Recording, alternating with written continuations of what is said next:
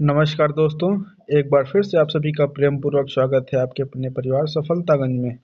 आशा करते हैं आप लोग स्वस्थ होंगे, मस्त होंगे और बेहतरीन ढंग से अपनी पढ़ाई को आगे जारी रख पा रहे होंगे। तो साथियों, हम लोग बात कर रहे हैं हिंदी टॉपिक में वर्तनी चैप्टर के विषय में। तो उसी क्रम को आज जारी रखने के लिए फिर से हम लोग आ चुके हैं वर्तनी के कुछ बेहतरीन से क्वेश्चन पर बात करने के लिए।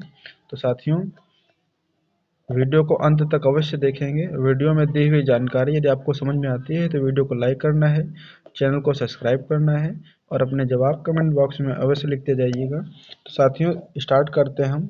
आज का पहला सवाल आप लोगों के समक्ष जो दिखाई पड़ रहा है आपको। तो साथियों, पहला क्वेश्चन है, निम्नलिखित में से कौन सा शब्द शुद्ध है। तो भाई बताना है कि इसमें कौन सा शब्द शुद्ध होता है। अधिशासी शब्द यहाँ पर दिया हुआ है, निम्न में से आपको बताना है कि कौन सा शब्द जो है वो शुद्ध होगा। तो साथियों, ध्यानपूर्वक इस प्रश्न को देखेंगे और इसका जवाब करेंगे। तो पहला क्वेश्चन आप लोगों के समक्ष, अधिशासी कैसे लिखा जाता है, शुद्ध वर्तनी क्या होती है। बहुत बार ये प्रश्न आप लोगों के समक्ष मतलब इस तरीके से पूछा गया है। तो साथियों, इसमें देखेंगे तो पहला ऑप्शन इसका सही होगा। अधिशासी जो लिखते हैं साथियों, वो पहले यहाँ पर हम तालव्य श बनाते हैं, उसके बाद हम साथ में दंत श बनाते हैं। तो अधिशासी इसमें बहुत कन्फ्यूजन होती है। तो ध्यान रखना भाई, पहले तालव्य श होगा, पहले भाई तालव्य श होगा, बाद में होगा आपका दंत श, मतलब पहले सलजम वाला सा, बाद में सपेरा। तो पहले सलजम, उसके बाद सपेरा होगा। तो पहले क्वेश्चन में भाई ए जवाब सही हो जाता है आपका। नेक्स्ट क्वेश्चन की तरफ बढ़ते हैं। इस चीज़ को, इस क्वेश्चन को बहुत ध्यान से देखना भाई, महत्वपूर्ण क्वेश्चन होता है आपकी परीक्षा के लिए। नेक्स्ट क्वेश्चन,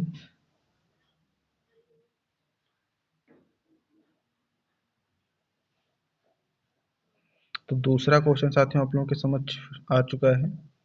निम्नलिखित में से शुद्ध वर्तनी का चयन करना है। तो बताना है भाई, कर्मनाशा कौन सा शब्द इसमें सही होगा। तो कर्मनाशा एक नदी भी होती है और इसमें कर्मनाशा पूछा गया है। तो भाई कर्मनाशा ए जवाब इसमें सही होता है। और कर्मनाशा में भाई जो बनता है, पहली चीज तो कर्म और सा की अगर कंफ्यूजन होती है तो इसमें भी भाई तालव्य श आता है, कर्मनाशा, कर्मनाशा ए जवाब इसका सही होगा। ए जवाब दूसरे क्वेश्चन का सही होगा। अगले क्वेश्चन की तरफ बढ़ते हैं। तो इन चीज़ों को भाई ध्यान देना है, जितना आप प्रैक्टिस कर लेंगे उतने याद रखे रहेंगे ये। जितना आप याद कर लेते हैं उतना ही याद रहेंगे ये। बाकी इसमें कुछ ट्रिक, कोई तरीका नहीं होता है। जितना शब्दों को देखेंगे, जितना आप रिवाइज करेंगे, जितना आप प्रैक्टिस करेंगे, उतना ही ये क्वेश्चन आप याद कर सकते हैं। नेक्स्ट क्वेश्चन की तरफ बढ़ते हैं। तो तीसरा क्वेश्चन आप लोगों के समझ आ चुका है। क्वेश्चन नंबर 3 सही वर्तनी वाला शब्द है, सही वर्तनी वाला शब्द है। तो बताएंगे भाई, सुहृद लिखा हुआ यहाँ पर, तो ये गलत होता है भाई। जो लिखा जाता है वो इस तरीके से इसमें लिखा जाता है, सुहृद। और यहाँ पर साथ में जो शुश्रूषा लिखा हुआ है, यही जवाब जो है आपका सही है। पहले इसमें ये छोटा ऊ होता है, फिर बड़ा होता है और फिर ये शुश्रूषा होता है। और साथ में स्पर्धा की अगर हम बात करते हैं तो स्पर्धा जब भी लिखा होगा ये भी पूछा जा सकता है। तो स्पर्धा में पहला जो श होता है वो दंत श होता है। स्पर्धा ये सही होगा। स्पर्धा आपका जब भी लिखेंगे तो पहले आप बनाएंगे दंत श। तो साथियों, स्पर्धा, ये आपका स्पर्धा सही होता है। तो वर्तनी में जब भी आएगा तो आप इसको लगाएंगे। उसके बाद अगला ऑप्शन होता है ससीम। तो भाई ससीम में दोनों ही सा अगर हम बात करें तो दोनों ही सा मित्रों दंत सा बनते हैं। तो ये सही होगा, यहाँ ये सही होगा और यहाँ पर ये सही होगा। इन तीनों के ये तीन ऑप्शन सही होते हैं। बाकी बी ऑप्शन इस क्वेश्चन में सही दिया हुआ है, शुश्रूषा होता है। इस बात को ध्यान देंगे, ये भी पूछा जा सकते हैं। स्पर्धा बहुत महत्वपूर्ण है, स्पर्धा पूछा जा सकता है। तो पहला जो सा हम लोग बनाते हैं, हालांकि एक ही सा बनता है, तो वो सा होता है, वो शा नहीं होकर के सा होता है। सा मतलब कि दंत सा। अगले क्वेश्चन तरफ बढ़ेंगे हम लोग।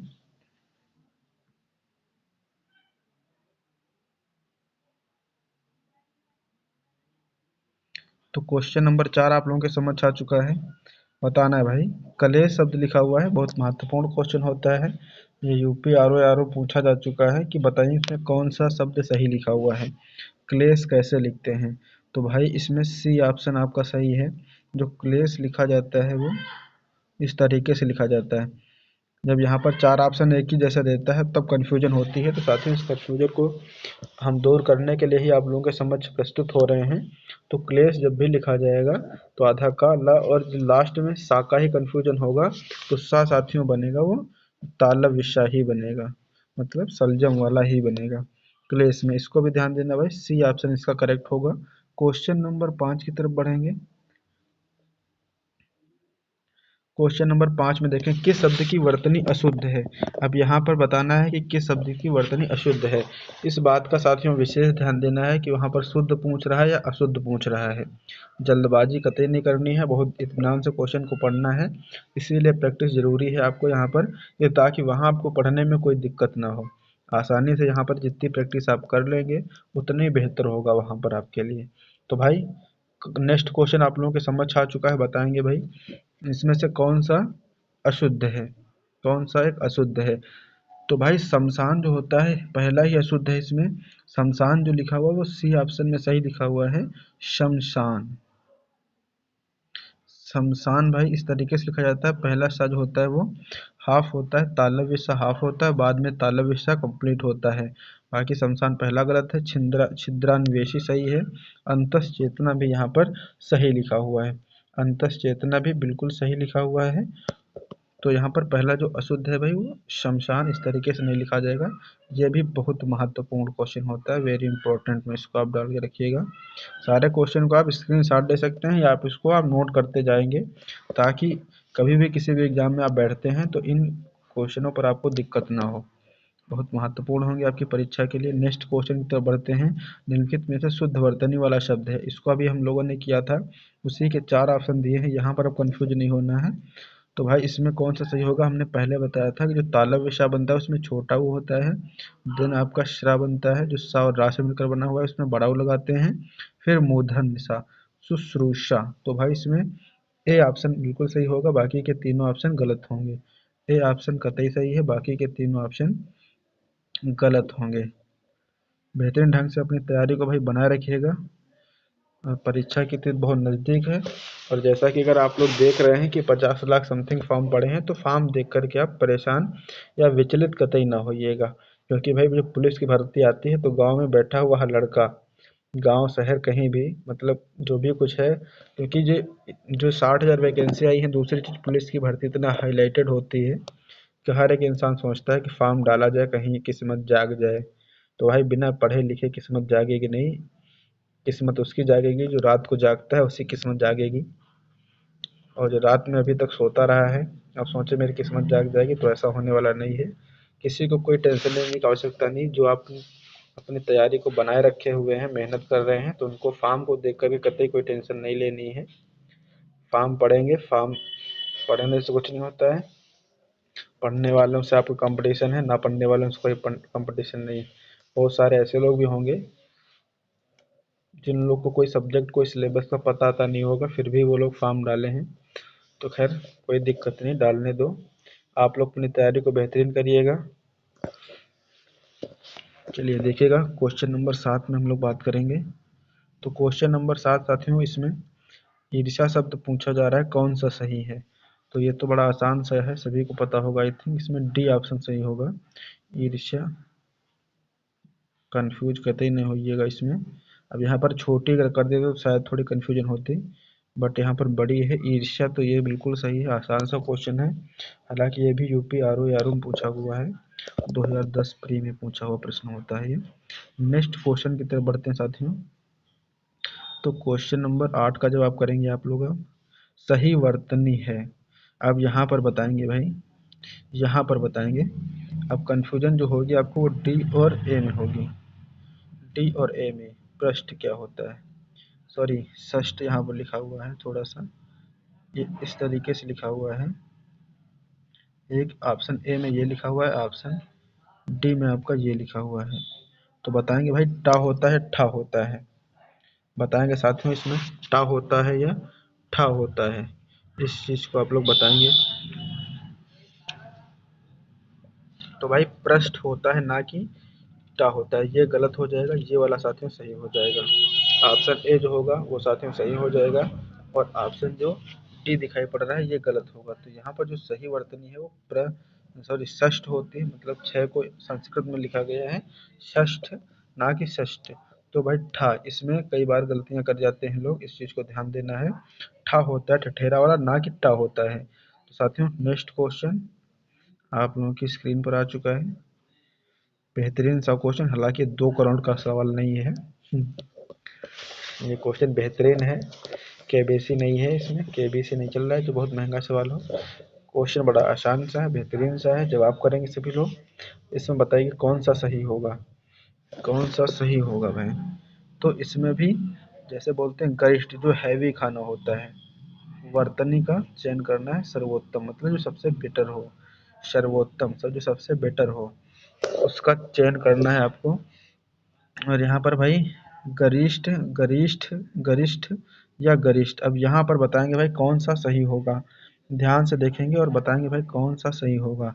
तो क्या होता है, गरिष्ठ होता है ये, गरिष्ठ होता है ना कि गरिष्ठ होता है। सी ऑप्शन गरिष्ठ मतलब जो हैवी होता है। अब यहाँ पर एक शब्द दिया हुआ साथियों सर्वोत्तम। सर्वोत्तम आपसे पूछ सकता है, बताइए कि ये विशेषण की कौन सी अवस्था है। विशेषण की 3 अवस्थाएं होती हैं। विशेषण के साथियों 3 अवस्थाएं होती हैं। पहले एक मूलावस्था होती है, दूसरी होती है उच्चतर अवस्था, और सबसे लास्ट में होती है उत्तम अवस्था या उत्तमावस्था। तो जैसे बात करते हैं कैसे इसको पहचानते हैं, तो साथियों मूलावस्था में जैसे शब्द लिखा होगा सुंदर, और उच्चतर अवस्था में क्या लिखा होता है, सुंदरतर। दूसरी अवस्था जो होती है मूलावस्था के बाद, उसमें लिखा होता है साथियों सुंदरतर, और जो सबसे लास्ट में होती है उसमें लिखा होता है सुंदरतम, उसमें लिखा होता है सुंदरतम। तो याद रखना भाई सुंदरतम लिखा होता है, थोड़ा स्पेस कम पड़ रहा है, यहाँ लिख देता हूँ मैं सुंदरतम। तो याद रखना भाई सर्वोत्तम में तम ही लगा होगा, जो सबसे बेस्ट है, और ये जो 2 लोगों में बेस्ट है उसमें तर लगा होता है। इसे उच्चतर अवस्था और ये उच्चतम अवस्था, ठीक है। उच्चतम में लास्ट में तम आता है तो सुंदरतम हो जाता है। जैसे लघु, लघुत्तर और लघुत्तम दिया हो तो वहाँ पर तम दिया होगा, और सेकंड जो होगी उसमें तर दिया होगा। तो यहाँ पर सर्वोत्तम बताया, मतलब सबसे बेटर हो, अर्थात विशेषण की तीसरी अवस्था का यहाँ पर प्रयोग किया गया है। तो भाई यहाँ से ये भी क्वेश्चन बहुत बार आता है कि विशेषण कितनी अवस्थाएं होती हैं, 3 अवस्थाएं होती हैं, मूलावस्था, उत्तरावस्था और उत्तमावस्था। तो उत्तमावस्था में लास्ट में तम मिलेगा और यहाँ पर तर मिलेगा, बाकी मूल शब्द जो होता है विशेषण का मूल अवस्था में होगा। तो भाई क्वेश्चन नंबर 9 का बेहतरीन सा जवाब, पहले तो जवाब इस क्वेश्चन का गरिष्ठ था, बाकी तो ये शब्द दिया हुआ है ये विशेषण की तीसरी अवस्था है। क्वेश्चन नंबर 10 की तरफ बढ़ते हैं। तो क्वेश्चन नंबर 10 में बताएंगे भाई निम्नलिखित में से अशुद्ध वर्तनी का चयन करना है, मतलब अशुद्ध वर्तनी कौन सी है। तो ज्योत्सना बिल्कुल भाई सही लिखा हुआ है। ज्योत्सना में आधा ता होता है, आधा ता भी लिखा होता है और आधा शा होता है, बाकी तो सब में वैसे ही होता है। अहल्या में बिल्कुल सही लिखा है, अहिल्या नहीं होता है। बहुत लोग क्या लगाते हैं, अहिल्या लगाते हैं, तो अहिल्या नहीं होता है, अहल्या होता है। यह गलत होगा जब भी आएगा। बाकी इसमें मिष्ठान नहीं होगा, इसमें साथियों मिष्ठान नहीं होगा। एक सेकंड थोड़ा वेट करेंगे भाई।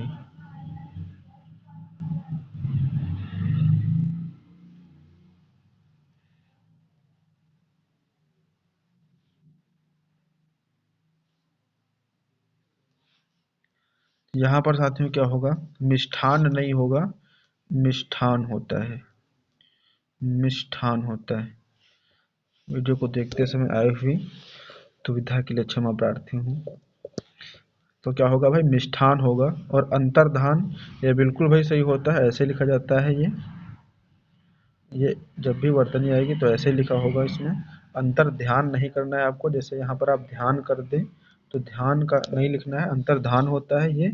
मिष्ठान यहाँ पर दो नानी होते हैं, मिष्ठान होता है, ज्योत्सना होता है और ये अहल्या होता है। फिलहाल यहाँ पर जो गलत है वो सी जवाब गलत है इसमें। फिलहाल अभी अकॉर्डिंग टू वर्तनी जो आप देख रहे हैं यहाँ पर, तो गलत कौन सा है भाई? सी जवाब जो है यहाँ पर गलत दिया हुआ है।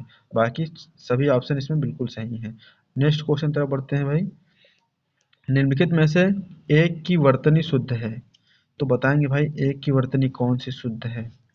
तो भाई देखना है, आधीन, आधीन नहीं होता है, हमने ये पीछे भी बताया है आपको, अगर आप वीडियो लगातार देख रहे हैं तो यहाँ साथियों अधीन होता है, अधीन होता है। आकंठ ये बिल्कुल सही है। और अकस्मात, अकस्मात में ये हलंत नहीं होगा। और आकंठ और तांडव, आकंठ यहाँ पर जैसे लिखा हुआ है तो यहाँ पर क्या होना चाहिए था, जैसे ये लिखा हुआ है। और आकंठ, तो पहली चीज तो यहाँ पर क्या नहीं होगा भाई, ध्यान से देखेंगे थोड़ा सा इस चीज को। यहाँ पर जो देख रहे हैं भाई, आकंठ जब लिखेंगे तो इस तरीके से आप लिखेंगे इसको, ये आकंठ होगा। उसके बाद अधीन में आप साथियों क्या होगा, यहाँ पर अधीन होगा,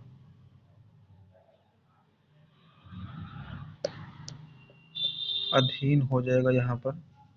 और आकंठ हो जाएगा, अधीन हो जाएगा। अकस्मात में, सॉरी अकस्मात, हाँ ध्यान देना यहाँ पर भाई, अकस्मात नहीं होता है, ये अकस्मात होता है। ये साथियों अकस्मात होता है, अकस्मात गलत होता है, अकस्मात होता है भाई। इस चीज़ को बहुत विशेष ध्यान देंगे। अकस्मात होगा, अधीन होगा। और यहाँ पर जब ये लिखा होगा तो आकंठ, यहाँ पर जो डा दिखाई दे रहा है इसके स्थान पर ठा होगा, बाकी तांडव होगा। तो आकंठ तांडव, इसमें जो सही है वो भाई बी ऑप्शन सही है, बी ऑप्शन सही है। अकस्मात नहीं होता है भाई, अकस्मात होता है। अधीन नहीं होता है, अधीन होता है। और आखंड नहीं होता है, सॉरी आकंड नहीं होता है, आकंठ होता है। तो साथियों ये हो जाते हैं तुम्हारे आज के सेशन के बेहतरीन से जवाब। और इसी के साथ आज को थोड़ा समाप्त करते हैं इस सेशन को। मिलते हैं आप लोगों से अगली क्लास में, तब तक के लिए आप सभी का बहुत बहुत धन्यवाद। इसका जो जवाब हमने बताया अभी, इसका जवाब साथियों क्या होगा, तो इस क्वेश्चन का जवाब जो हुआ बी जवाब हुआ। तो आज की क्लास वहीं समाप्त करते हैं, मिलते हैं आप लोगों से अगली क्लास में, तब तक के लिए आप सभी का हृदय तल से बहुत बहुत धन्यवाद। Thank you all of you. इसी तरीके से वीडियो को आप देखते रहेंगे, चैनल को सब्सक्राइब करते रहेंगे और सपोर्ट करते रहेंगे, तो हम आपको हिंदी टॉपिक में बेहतरीन से बेहतरीन करा पाएंगे। तो thank you all of you, मिलते हैं नेक्स्ट टाइम, तब तक के लिए आप सभी का बहुत बहुत धन्यवाद फिर से। जय हिंद, वंदे मातरम।